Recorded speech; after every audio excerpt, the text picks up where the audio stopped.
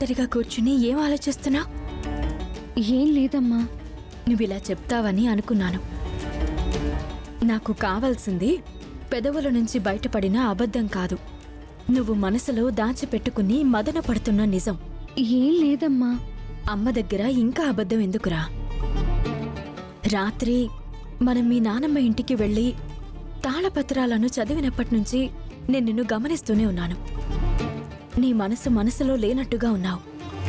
సరిగా నిద్రపోలేదు. ఎప్పుడూ లేనిది రాత్రి మధ్యలో కలవరంతో లేచావు. ఏదో విషయం నిన్ను వేధిస్తుంది. అందుకే నువ్విలా ఉన్నావు. నీ మనసులో ఉన్న అలచడికి కారణమేంటి? నీలో నువ్వు దాచుకోవడం వలన లాభమేంటి? ఇప్పటికైనా చెప్పు, లేదంటే నా మీద ఒట్టే. చెప్తానమ్మా. రాత్రి నుంచి నాతో నేను సర్ది చెప్పుకుంటున్నా. మనసు కుదుట పడ్డం లేదు. నాలో నేను భయపడ్డం కంటే నా భయాన్ని నీ ముందుంచడం మంచిది. తాళపత్రాలలో ఏమీ లేదు, ఓణీల పండగ సవ్యంగా సాగిపోతుందని మీ అందరి దగ్గర అబద్ధం చెప్పాను. అందులో నాకు కనపడిన నిజం ఏంటంటే,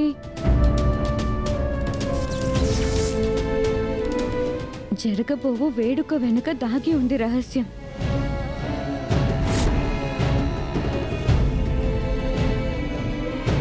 శుభకార్యం కాదది, జన్మనిచ్చిన వాడి పాలిట చావు కార్యం.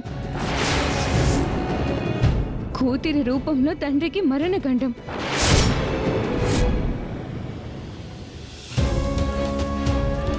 ఘట్టమనేని వంశంలో చిన్న కొడుక్కి ప్రాణ సంకటం.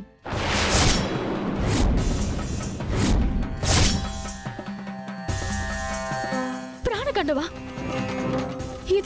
ఇది నిజమా? నువ్వు పొరపాటు పడ్డం లేదు కదా? లేదమ్మా. ఎందుకైనా మంచిది మరోసారి వెళ్ళి చదవదు పదా.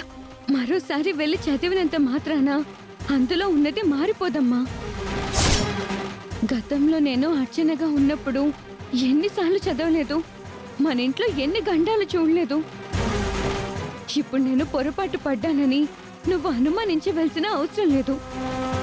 మరోసారి వెళ్ళి చదవాల్సిన అవసరం అంతకంటే లేదు.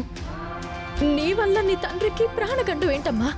నా వలన ఫంక్షన్ జరగబోతుంది కాబట్టి ఆ ఫంక్షన్లో ఏదైనా జరిగితే పరోక్షంగానైనా నేనే కారణమవుతాను కదా. అందుకే అలా రాసింది. ఫంక్షన్ని ఆపేద్దామమ్మా.